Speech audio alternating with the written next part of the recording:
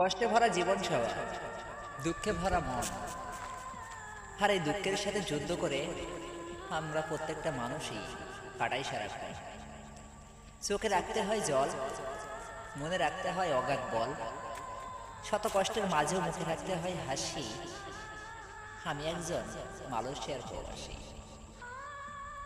আমার কথা শুনে কিছু কিছু ভাই আর কিছু কিছু বোন দেয় হাতে তালি, আর যাদের একটু খারাপ লাগে, মনে আঘাত লাগে, তারা দেয় গালি।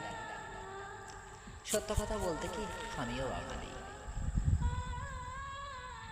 নাম রান্না, বাড়িতে বাংলাদেশ, খুলনা বিভাগ, জেলা যশোর, শার্শা থানা। কথা বলতে না থাকবে মানা। আপনাদের সবার হামে আমি, আমার হামে প্রিয় ভাই বোন তুমি। সবাই কিন্তু গেছে পাল্টে, চোখের জলের রংটা কিন্তু পাল্টে। যদি মা মারা যায়, তাকে দেবেন কাফন, মায়ের মতন এই জগতে কেউ রবে না আপন। তাকে দেবেন আপনি কবর, সৎ মার অত্যাচারে নিজের বাবা নিতে ভুলে যাবে আপনার খবর। যে বাবা কখনো কথা বলবে না আপনার সাথে ছেড়ে, সৎ মার কথা শুনে বই খাতা কলম হাতে থালা নিতে পারে আপনার হাত থেকে কেড়ে।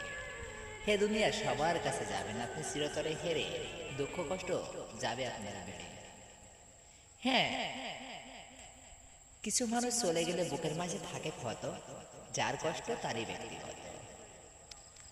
বাংলাদেশে হয়তো বাঙালি চলে যায়, কারেন জ্বালাবেন মম, প্রত্যেকটা মানুষের জীবনে সময়টা কম। এই কম সময়ের মাঝখানে কিছু আপন প্রিয় মানুষগুলো হয়ে দাঁড়ায় জব।